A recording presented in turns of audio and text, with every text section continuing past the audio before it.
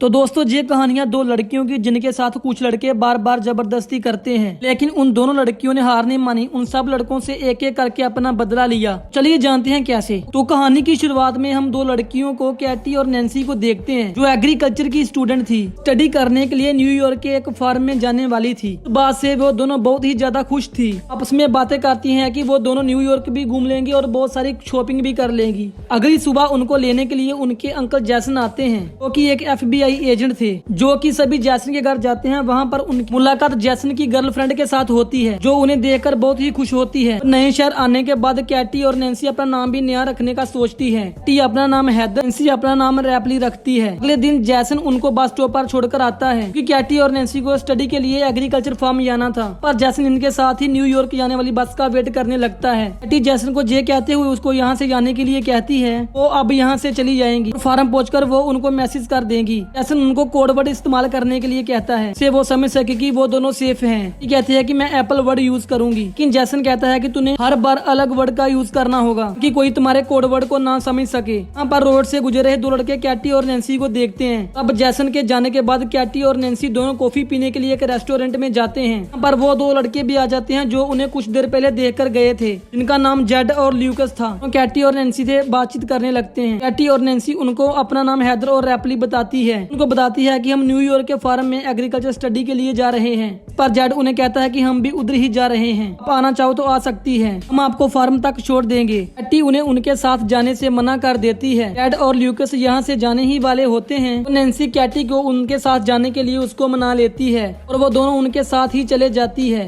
और वो दो लड़कों कैटी और नैन्सी को फार्म की जगह अपने घर पर लेकर चले जाते हैं, जो कि एक जंगल के बिल्कुल पास था। ये देखकर कैटी और नैन्सी थोड़ा घबरा जाती है और उन्हें तुरंत फार्म जाने के लिए कहती है। तभी घर से जेड और ल्यूकस की मोम आती है, तो उन्हें बड़े ही प्यार से चाय पीने के लिए कहती है और उनको कहती है कि इसके बाद जेड और ल्यूकस तुमको फार्म छोड़ देंगे। जब दोनों चाय पी रही होती हैं, तो कैटी के पास उसके अंकल जैक्सन का मैसेज आता है। इस पर कैटी उसे कोडवर्ड एप्पल लिखकर रिप्लाई कर देती है, जिसे जैसन समझता है कि वो दोनों सेफली फार्म पहुंच चुकी हैं। वही इधर ल्यूकस की मॉम उनको कुछ खाने के लिए देती है। वो खाते ही कैटी और नैन्सी को नशा चढ़ने लगता है, क्योंकि उस खाने में ड्रग्स मिला हुआ था, जिससे वो दोनों समझ जाती हैं कि उनके साथ कुछ गलत होने वाला है। इसलिए वो दोनों यहाँ से भागने की कोशिश करती है और थोड़ी ही दूर जाकर वो बेहोश होकर दोनों ही नीचे गिर जाती है। उसके बाद जेड और ल्यूकस उन दोनों को उठाकर अपने घर को लेकर जाते हैं। अगले दिन जब उनको होश आता है, तो वो दोनों अपने आप को जंगल में पाती है। उनके हाथ लोहे की जंजीरों से बंधे हुए थे।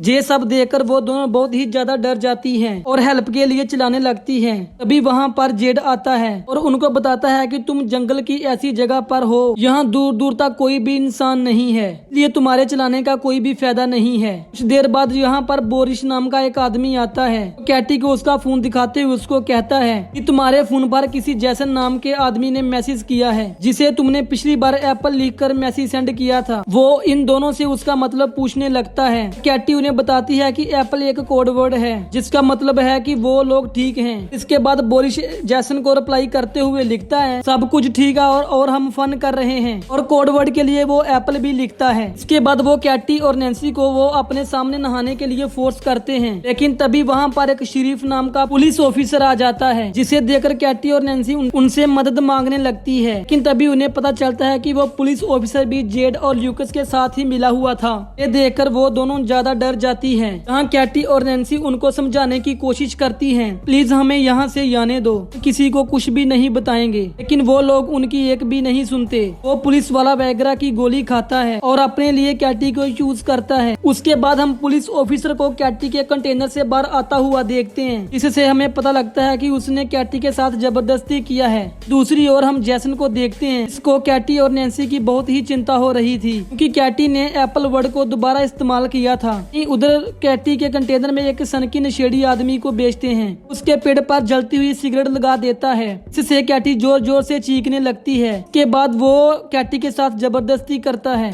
जहाँ सभी लोग हैवानियत की सभी ही हदें पार कर चुके थे। ये सब लोग कैटी और नैन्सी से जबरदस्ती धंधा करवा रहे थे और दूसरी तरफ जैसन कैटी और नैन्सी के बारे में पता लगाने की कोशिश कर रहा था और वो न्यूयॉर्क एग्रीकल्चर फार्म पर कॉल करता है और उसको पता चलता है कि वो दोनों एक बार भी यहाँ पर नहीं आई हैं और जैसन समझता है कि वो दोनों किसी बड़ी मुसीबत में फंस चुकी हैं, इसलिए वो तुरंत उन दोनों को ढूंढने के लिए निकलने चला जाता है। ये कैटी और नैन्सी के साथ और भी ज्यादा बुरा हो रहा था, लेकिन अब जो अगला कस्टमर था उसके आने से पहले ही जेड और ल्यूकस उन दोनों के फेस पर एक मास्क लगा देते हैं। वो कस्टमर भी एक पिग वाला मास्क पहन लेता है। इसके बाद जेड और ल्यूकस कस्टमर को कैटी और नैन्सी के चेहरे से मास्क निकालकर उन दोनों का फेस दिखाते हैं। कैटी और नैन्सी पिग वाले मास्क वाले आदमी को देखकर भी ज्यादा डर जाती हैं। यहाँ पर वो बंदा नैन्सी को चूज करता है, उसे कंटेनर में ले जाकर उसके साथ जबरदस्ती करता है। उसके जाने के बाद जब कैटी नैन्सी के पास जाती है वो देखती है कि नैन्सी की हालत बहुत ही ज्यादा खराब हो गई है। वहीं दूसरी साइड जैसन पुलिस स्टेशन पर पहुँचता है। वहाँ पर उसको वही पुलिस ऑफिसर मिलता है जिसने कैटी के साथ जबरदस्ती की थी। जैसन उसे कैटी और नैन्सी के किडनैप के बारे में कहता है कि वो भी एक FBI एजेंट है, जिससे पुलिस ऑफिसर जैसन को पूछता है कि आपको कैसे पता कि वो दोनों किडनैप हुई हैं। इससे जैसन उस पुलिस ऑफिसर को बताता है कि उसने अपनी भतीजी को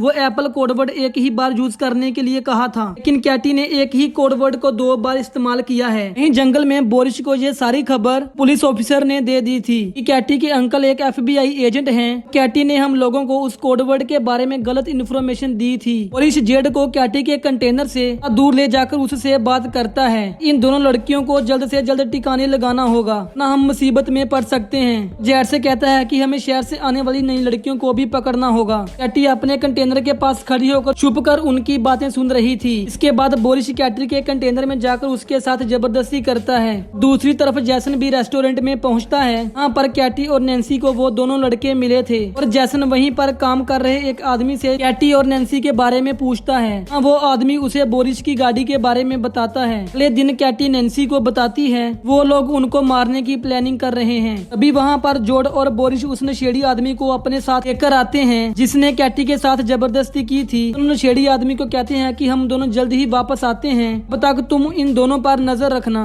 कहीं ये यहाँ से भाग ना जाएं। उनके वहाँ से जाते ही कैटी उस नशेड़ी आदमी को अपनी तरफ अट्रैक्ट करने की कोशिश करती है, उसे अपने साथ इंटीमेट होने के लिए उकसाती है। जैसे ही कैटी उस नशेड़ी के करीब जाती है, कैटी उसके गले पर जोर से काट लेती है जिससे उसकी मौत हो जाती है। के बाद वो दोनों अपनी हथकड़ियां खोलकर वहाँ पर छिप जाती हैं। जब वो पुलिस वाला यहाँ पर पहुँचता है वो दोनों चुपके से गाड़ी लेकर यहाँ से निकल जाती हैं और वो दोनों एक मॉल में जाकर बहुत सारा अजीब सा सामान खरीदती हैं। हथौड़े, बहुत सारे कीले और टेनिस बॉल और भी बहुत ही ज्यादा खतरनाक हथियार। इसके बाद वो मॉल वाले कैशियर के पास जाकर वो बोरिस के घर का एड्रेस पूछती हैं। वो उनको बोरिस के घर का एड्रेस बता देता है। जैसन बोरिस की कार इंश्योरेंस कंपनी में पहुंचता है, वहाँ पर उसे भी बोरिस के घर का पता मिल जाता है। वहाँ पर बोरिस अपने घर में म्यूजिक लगाकर एंजॉय कर रहा था, लेकिन तभी वहाँ पर कैटी और नैन्सी आती हैं और टेनिस बॉल पर बहुत सारी कीलें लगाकर उसके मुंह पर मारती हैं। इससे वो बेहोश हो जाता है। जैसे ही उसको होश आता है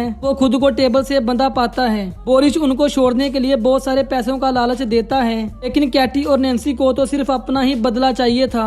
जहाँ उनके अंकल जैसन भी बोरिस के घर के बाहर पहुँच चुके थे, वहीं घर पर कैटी और नैन्सी बोरिस से उस मास्क वाले आदमी का एड्रेस पूछती हैं और बोरिस उसके घर का एड्रेस उन दोनों को बता देता है। इसके बाद वो उसके पछवाड़े में कीलों से भरा हुआ एक बेसबॉल घुसा देती है।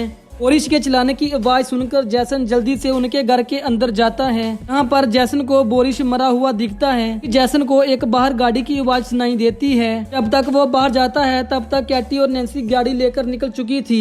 जैसन जल्दी से वापस पुलिस स्टेशन जाता है। उस पुलिसमैन से दोबारा कैटी और नैन्सी के बारे में पूछने लगता है। फिर जैसन कैटी को कॉल लगाता है। भी उसे पता लगता है कि कैटी का फोन उस पुलिस ऑफिसर के पास ही था। इसके पहले कि जैसन कुछ कर पाता, पुलिसमैन उसके पीछे गन पॉइंट कर खड़ा हो जाता है। दूसरी तरफ कैटी और नैन्सी एक चर्च में पहुंच जाती हैं, जहां उनको पता चलता है कि वो पिग मास्क वाला आदमी कोई और नहीं कि इस चर्च का फादर है। इसके बाद नैन्सी एक बेसबॉल बैट लेकर उसके पास पहुंचती है। तो वो नैन्सी को एकदम से पहचान लेता है और तभी कैटी पीछे से उस पर बेसबॉल से अटैक करके उसे बेहोश कर देती है। वो दोनों उसको गाड़ी के पीछे बांध कर उसको सीढ़ते हुए टाउन में लेकर आती हैं। वहाँ एक दुकान से माचिस और पेट्रोल खरीद कर पेट्रोल फेंक कर उसको जिंदा ही जला देती हैं। और दूसरी तरफ जैसन को पुलिस वाले ने किडनैप कर लिया था। देर बाद वो दो नई लड़कियों को किडनैप करके वहाँ पर ही ले आता है और जब वो उन लड़कियों के साथ जबरदस्ती करने लगता है भी पीछे से छुप कर कैटी और नैन्सी वहाँ पर आकर वो से उसके सर पर अटैक करके बेहोश कर देती हैं।